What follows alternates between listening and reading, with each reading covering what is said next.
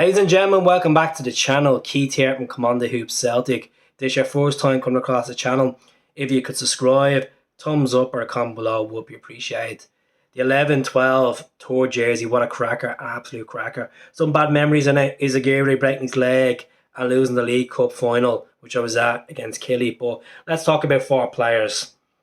A lot of talk about the four players. Let's kick it off. People are asking me about Mcgree. I said in the channel since Sunday that we are pushing for this guy. It looked like a done deal. We're waiting on international clearance, but there has been a halt on this deal. Middlesbrough of the Championship, who are currently sitting 7th in the Championship, have put in a higher bid of £5 million plus a wage of 14,000 per week. I don't know what Celtic are offering in wage wise. It could be probably 10,000, and we offer 3 million plus add-ons. We need to get this guy. I think Ange needs to get on the blower, and Michael Nixon need to get on the phone and say, look, Ange knows you inside out. You study in the A-League. You give your first international call-up. Come to Celtic. You're guaranteed European football next season if it's via Europa League or Conference League, very minimum. If we win the league, you're into the Champions League and you're playing Champions League football. You're not guaranteed you're going to be playing in the Premier League next season. The English Championship is one of the hardest leagues in the world. They are sitting 7th at the moment. They could go on a dip and they might not even get any playoffs out of it. So why would you go to the Riverside or Celtic Park? It's absolutely bonkers. Middlesbrough are not the same team they were a decade ago. Yet they were used to play in Europe. Yes, they were in the Premier League, but they're not the same team. So the most I would pay for them is 4 million max with no add-ons. 4 million, match the wage of 14,000 and let them come to Celtic. You know, at the end of the day, I'm sure we're going to clear out a couple of dead wood that will cover his wage bill. So, Mcgree, get your shit together. Come to Glasgow.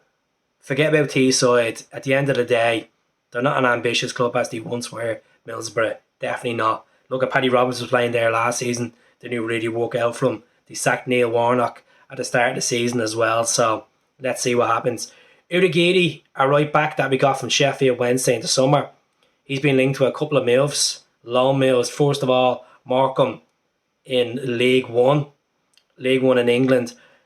He's reported they want him 6 months deal. I think that's definitely a no.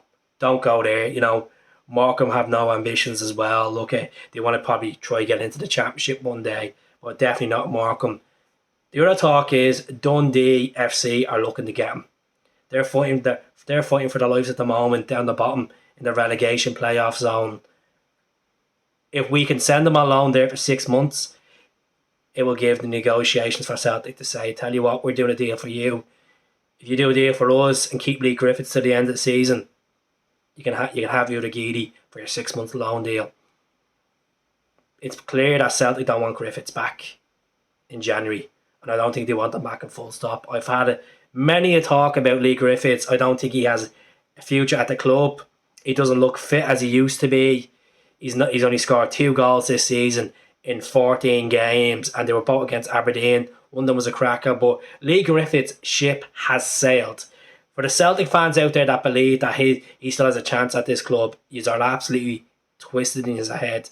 We're at the bringing in Giakoumakis, Eredivisie top goal scorer last season. Yes, he hasn't hit the ground running. We have Maida that had to come in as well. We have Kyogo there. Abada can play in the middle. We have Jota, we have Jamesy, and we still have a Yeti. Not a chance. Griffiths is done.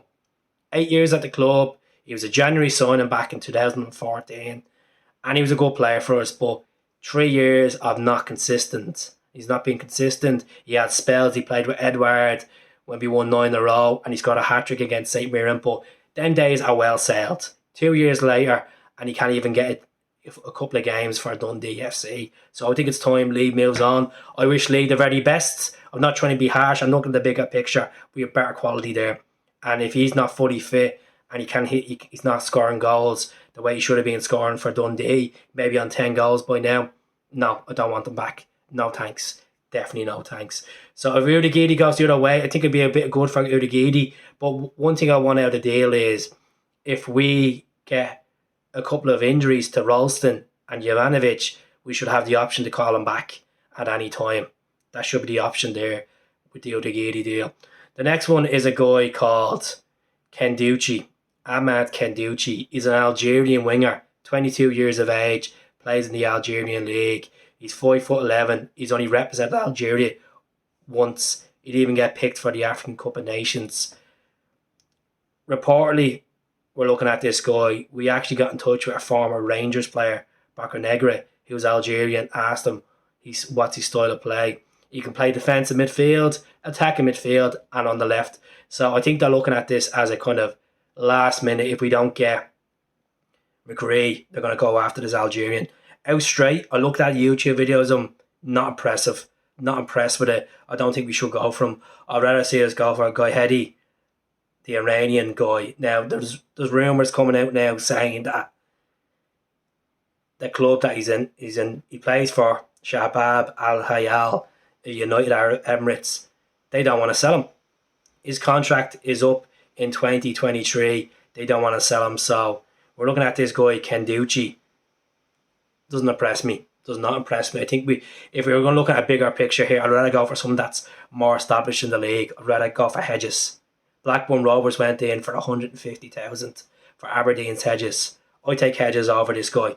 Big time. Because at least we know what we're getting with Hedges. Yes, he's a bit injury prone. I know he's not. Some people might see him as not Celtic calibre, but he can improve at Celtic, you know. It's a risk. It's like an Armstrong risk, like a McCoy Stephen risk. It's like a Scott Allen risk. It'll either pay off or it won't go for us. So I hope we don't get this guy from Algeria. He hasn't done enough for me. I know we were looking at Zinedine Fahart in basically the second division of France. Last season he scored 6 goals, 10 assists when they were in Ligue 1, but there's been no talk of him. His contract's up in 6 months' time. He's been linked with a couple of moves to Swiss League, to Toulouse as well. So I don't know what's going to happen there. So as I said, just to recap, Riley Mcgree, the deal is literally not looking good at the moment. Middlesbrough are the front runners to get him because they have offered 5 million and a better wage compared to what Celtic offered with the fee. We offered 3 million and add-ons, but if you can offer 4 million and a better wage, he may come. It's up to the Ange to talk him into it. It's up to Tom Rogic could do a sneaky phone call and persuade him to come to Celtic Park. But no more than 4 million. No thanks. If he wants to go to Boro, we'll move on. You know, I just think it's one of these players that could be like a John McGinn or a Van Tony where we didn't get them. We should have got them, and they could have been a prospect for Celtic, with a prospect obviously at Villa and Brentford. So let me know what you think. Subscribe to the channel. I'm on the road to 9k. Every little helps, and please give us a like as well. Take care. Hell.